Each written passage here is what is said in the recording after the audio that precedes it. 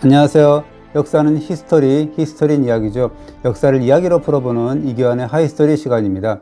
실물로 보이지 않았던 세종대학 업적의 필린이 얼마 전 서울 도심 공평동에서 쏟아져 나왔습니다.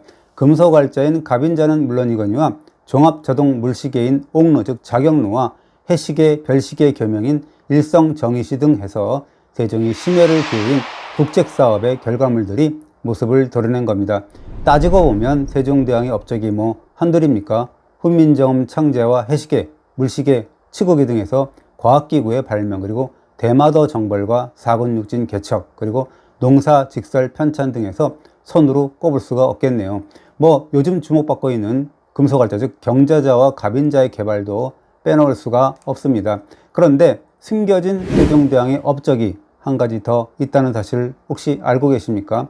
만약 세종의 이 업적이 없었다면 아마 고려 조선의 역사는 송두리째 사라져 버렸을 겁니다. 대체 이게 무슨 소리일까요? 582년 전인 1439년으로 되돌아가 봅시다.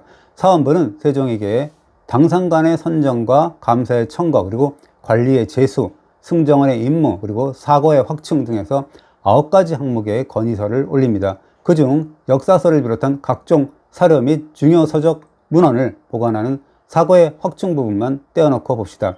사원부는 고려의 역사 관련 서적 등을 여러 곳에 보관하지 못하고 이딴 전란 때문에 잃어버렸다라고 하면서 역사책의 보관에 신경을 써야 된다라고 주장합니다. 이것이 무슨 소리입니까? 당시의 사고는 딱 두 곳 설치되어 있었거든요.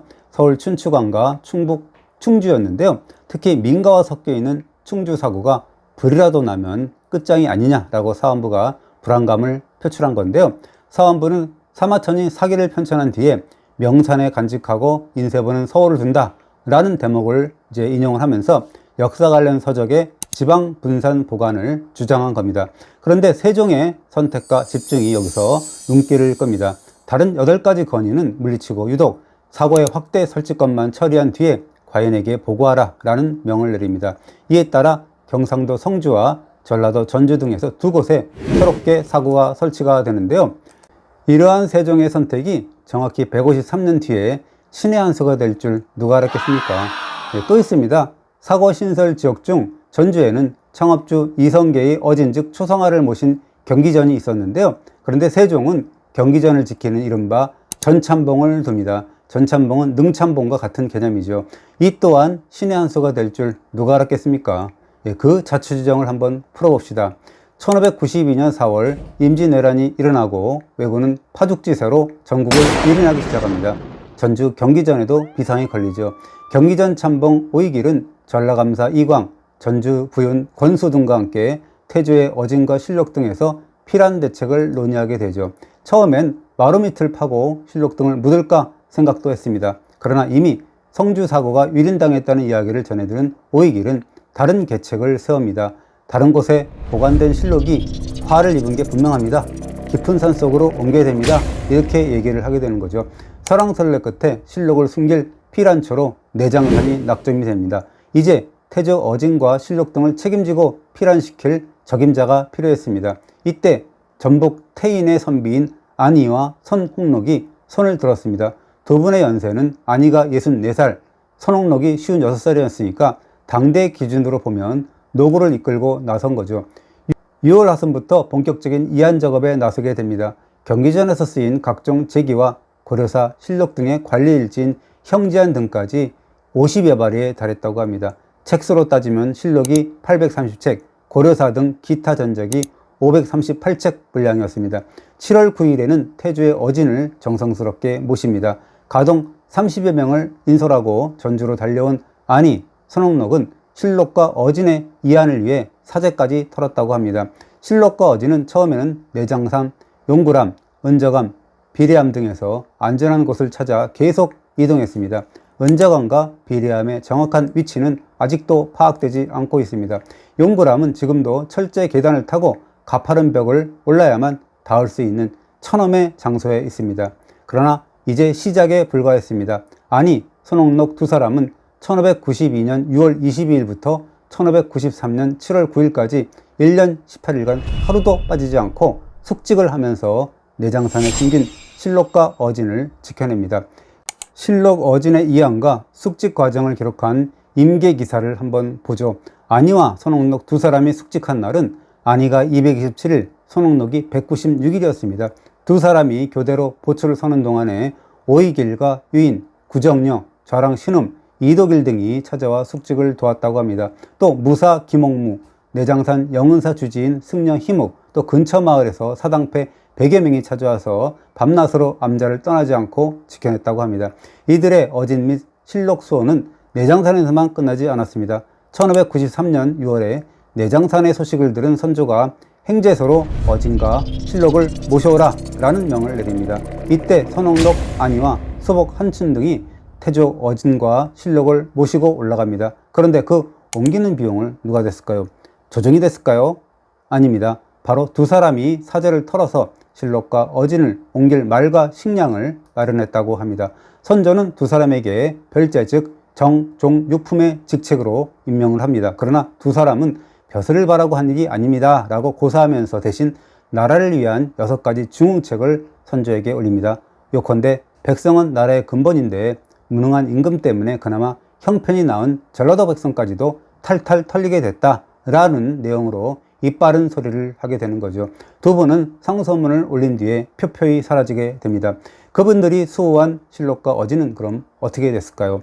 강화도, 평안도, 안주를 거쳐서 묘양산, 보현사, 별전으로 모시게 됩니다. 임진왜란, 정주재란 후에는 평안도, 영변부의 객사를 거쳐서 강화도로 옮겨집니다. 조정은 유일하게 살아남은 전주 사고의 실록을 바탕으로 해서 다시 각 왕대의 실록을 출판하기 시작합니다. 급기야 1606년 내부의 실록을 마련해서 서울의 춘추관, 경북 봉화의 태백산, 평북 영변의 묘향산, 강원 평창의 오대산 사고에 보관했습니다. 임진왜란 때 유일하게 살아남은 전주보는 강화도 만리산으로 옮겼습니다. 이후에도 조선왕조 실록의 팔자는 기구했습니다. 춘추관 사고본은 1624년 일어난 이괄의 날 때 소실되었고요. 묘향산 사고본은 무주 적상산으로 옮겼다가 한국전쟁 전후에 행방이 묘연해졌고 훗날 북한군이 실어한 것으로 확인됐습니다. 지금 평양 인민대 학습당에 소장되어 있다고 합니다. 오대산 사고본은 일제강점기에 일본으로 반출됐다가 1923년 간도 대지진 때 대부분 소실되고 말았습니다. 그중 화를 면한 일부가 2006년에 환수되었고요. 어떻습니까? 세종대왕의 숨겨진 업적 중 첫 번째는 전주와 성주 등의 사고를 확충한 거죠. 임진왜란 와중에 세 곳의 사고가 모두 소실되었지만 세종 때 확충한 두 곳 중 한 곳이 화를 모면했습니다. 이 어찌 세종대왕의 음덕이자 천고에 빛날 업적이 아니겠습니까? 그러나 저는 하나를 덧붙이고 싶습니다. 만약 임난 초기에 전주 사고의 실록을 내장산으로 옮기지 않았다면 어찌 되었을까요? 태조 이성계부터 명종 때까지 175년의 조선 역사는 공백으로 남았을 겁니다. 그뿐인가요? 조선의 건국 상황은 물론 망고의 성군인 세종의 치세도 그저 전설로 남았겠죠. 비단 조선의 역사뿐일까요? 고려사나 고려사 절여와 같은 그런 고려의 역사서마저도 사라졌을 겁니다. 어떻습니까? 세종의 숨겨진 업적이 사고의 확충이라면 그러한 세종의 업적과 고려와 조선의 역사를 살려놓은 이들은 바로 세종대왕이 그토록 긍휼히 여긴 백성들입니다.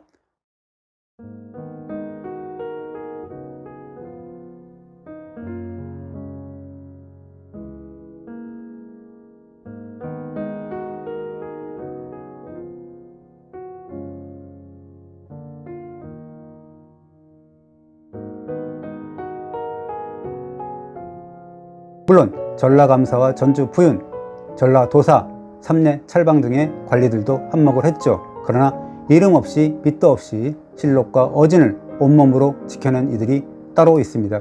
바로 포위의 선비인 안희와 손옥록, 무사 김홍무와 수복 한춘, 박야금, 김순복, 승려 희묵, 전참봉 오이길과 유인, 구정녀 그리고 100여 명의 사당패들입니다. 이름 없는 선비와 하급 관리 혹은 지방 관아의 총소 일꾼과 지방 무대를 전전한 무명 연예인인 사당패와 같은 일반 백성과 천민들이었습니다.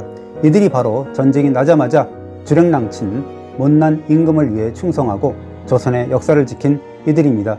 제가 그들의 이름을 빼놓지 않고 기록하는 이유이기도 합니다. 이번 주도 잘 보셨다면 구독 눌러주시고요. 좋아요도 부탁드립니다. 감사드립니다.